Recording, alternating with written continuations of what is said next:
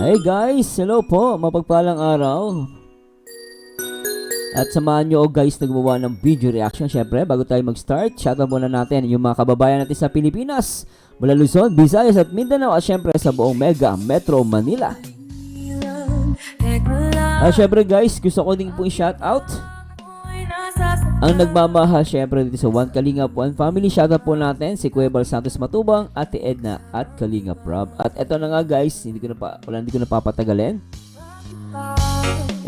Alam nyo guys, talagang napakaganda na itong reels ni Kalingap Rob. Actually, sa lahat ng reels, no, ito yung talagang nag-ano sa akin, parang ito sa akin yung ito yung sa akin na talaga nakakuha ng attention ko. At medyo parang maiyak ka pa nga sa dulo itong video na to. Simple lang to guys, reels lang to. Maiksi talaga siya, pero napaka lalim, napaka meaningful para sa akin itong video na to. And then explain ko bakit. Bakit parang ako na rito guys. Parang naantig yung puso ko. Na-inspired ako, kumbaga, aaminin ko sa inyo guys, na-inspired ako dito sa napakagandang reels ni Kalingap Rob.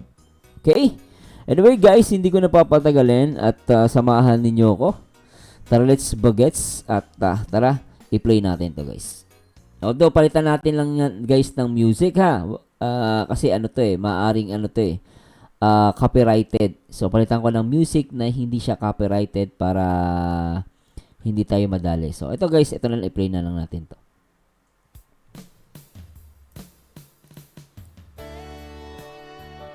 So, makikita natin guys, si Beyonce, tinutukan ng camera ni Kalingap Rob. And then, meron siyang tinitignan sa dakong kaliwa. Sinisilip siya. May sinisilip siya. Ayan. Parang binabantayan niya. Sino kaya binabantayan niya rito? Dito nung bandang pinakita na yung bandang huli na video guys, dito talagang nabilib ako kay Papa Eds.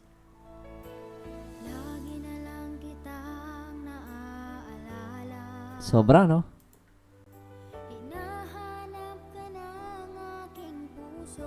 Ganyan do. Alam nyo guys, etong moment na to, para silang nanonood ka ng Korean drama.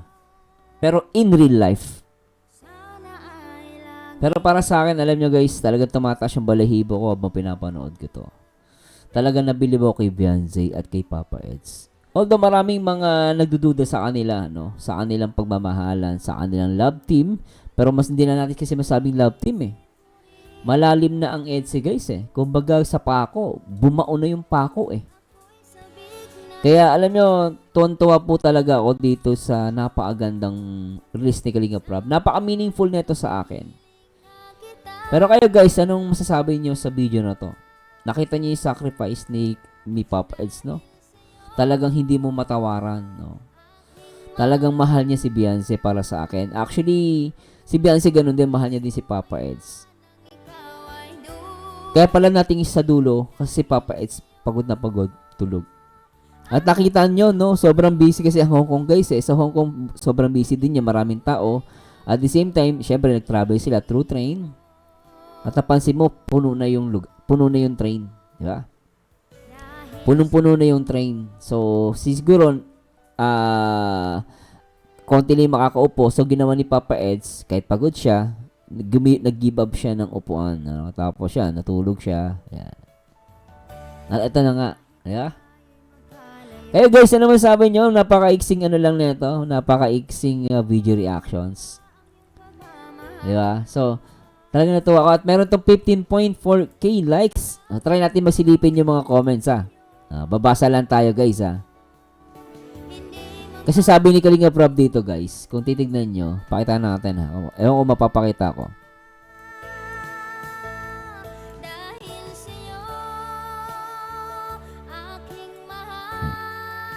Sabi ni Kalingap Rob dito, nasubaybayan nyo ba ang istorya ni Beyonce? Kung oo, tsak na maluluha kayo sa mga narating niya sa buhay ngayon. Maraming salamat po mga Kalingap. Yan po ay dahil sa support niyo. Salamat Kalingap Rob. Kudos kay Kalingap Rob, of course. Sa mga EDSA, pasalamatan natin si Kalingap Rob.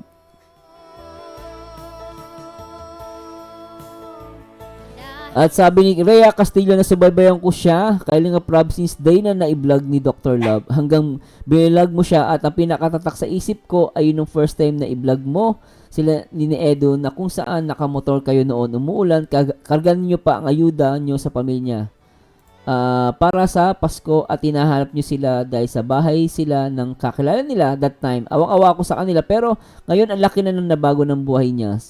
Silang buong pamilya niya dahil sa tulong nyo, Kalinga Prab, Kuya Bal at Edna, at sa mga matulungin at mabait na sponsor niya. God bless buong team Kalingap, one family.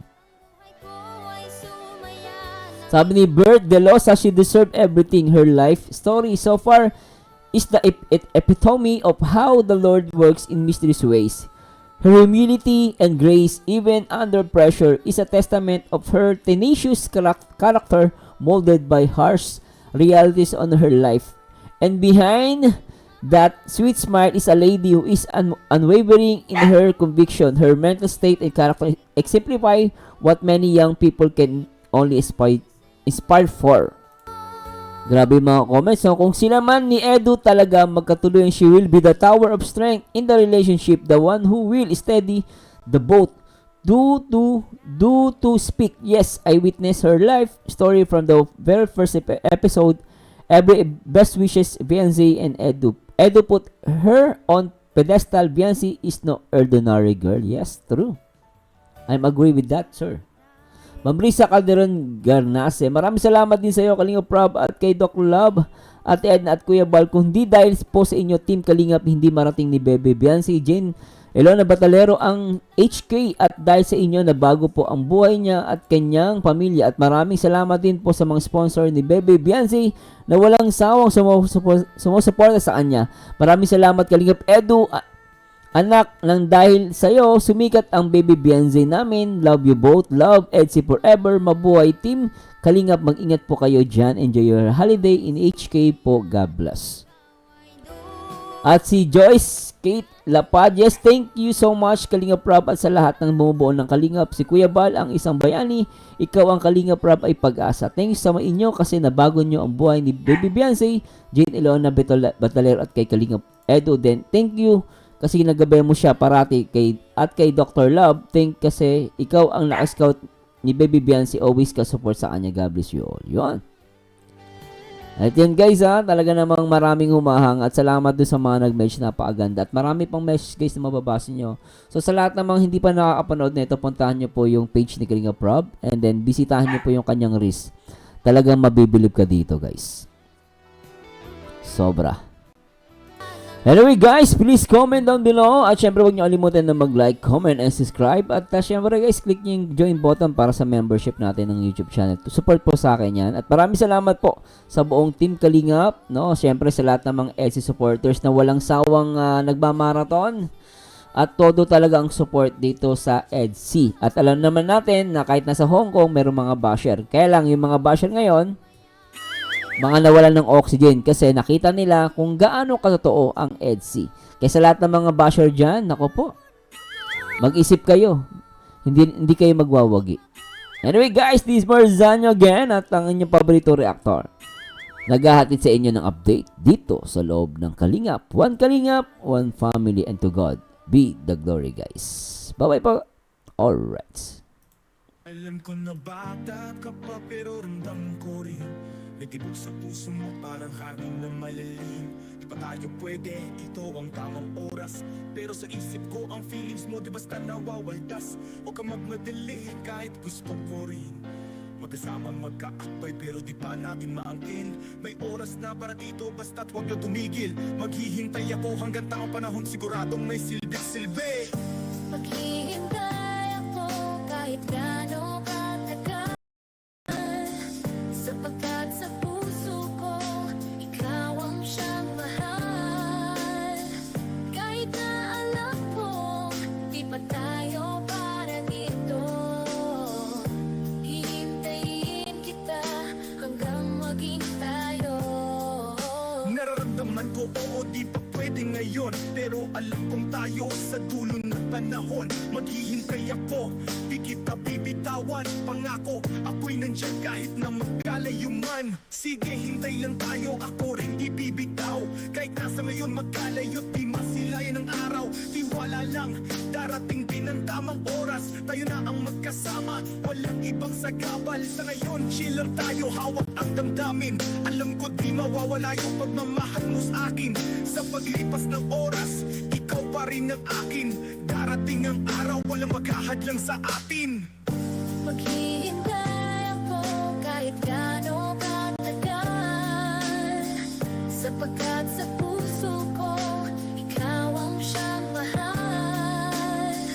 Kahit na alam ko di pa tayo para dito, hihintayin kita hanggang maging tayo. Kahit gaano katagal, di ako bibitaw. Hawak ang pangako mo, kahit malayo pa ang araw. Sa bawat minuto't segundo, ikaw ang nasa isip. Basta maghintay ka lang, ako'y nandito. Di bibitaw kahit saglit, magkikita rin tayo sa tamang panahon. Kahit ngayon ay puro hintay at pag-asa sa kahapon. Pag dumating na ang tamang oras, di ko pakakawalan. Tayo na ang magkasama hanggang dulo, walang iwanan. Maghihintay ako, pangako ko